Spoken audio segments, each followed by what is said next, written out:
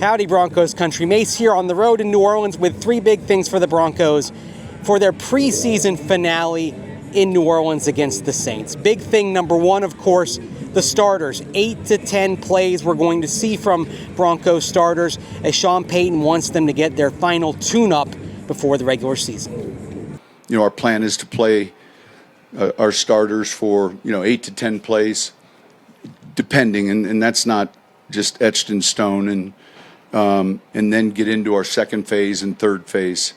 Big thing number two, position battles down the roster in this game. Start with wide receiver. Sean Payton did mention on Thursday the possibility of keeping 6 wide receivers, even though Devaughn Vele is no longer on the team. So that certainly leaves the door open for a Joaquin Davis, a Courtney Jackson, Kyrese Rowan, or Jerwan Newton to make the team. You'd probably say of those 4 undrafted receivers, Courtney Jackson and Joaquin Davis would probably have the 2 best cases. Courtney Jackson doing the best on special teams with his return capability. Joaquin Davis with the outstanding athletic measurables, the 42-inch vertical, the 4.36 40, and of course the hands that we've seen on display in practice. And then of course running back, Jaleel McLaughlin, Audric Estime, Tyler Badie, Blake Watson. Who's going to emerge? How many are going to stick? Is it going to be 2 of those guys who stick? Is it only going to be 1? How many there? And then the status of Nate Adkins at tight end, because as Sean Payton mentioned, that injury that he has, it's not going to keep him out the full 4 games in the regular season, so he's going to have a roster spot. Sean Payton elaborated on that. But I can't say he's going to be medically ready to play week 1, but close enough to where, we're probably going to hold him, and we discussed it the other day, he's going to beat the short-term IR, week 2, week 3, and so, and he's too good a football player for us. We're going to need him. And then on the defensive side as well, you've got defensive line, Jordan Jackson and Uwazurike. They're battling for a spot. Inside linebacker, Jordan Turner.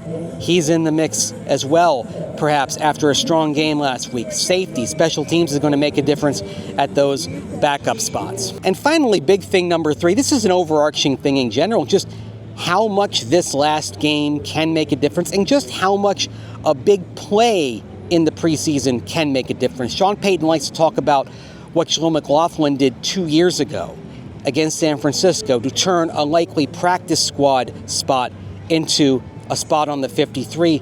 Well, Sean went into storytelling mode on Thursday about a story from the New York Giants, and this shows how one big play in a preseason game can tip the scales. And for some of these guys, that one big play could happen in the Superdome on Saturday. In New York, what was preseason week 4, we were down to a couple players, and Brashear Livingston was a returned to kickoff for a touchdown in that game. And 3 days later, next week, we're in that final cut-down meeting, front office, coaches, the late Wellington Mara, I'll never forget it.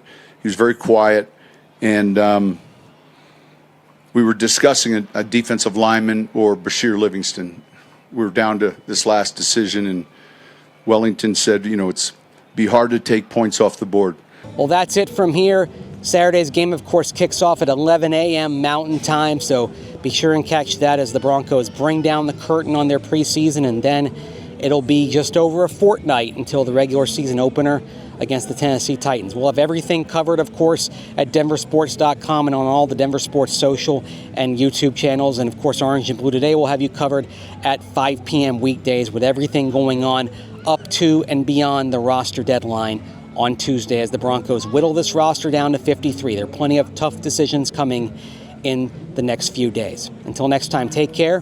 Thanks for watching.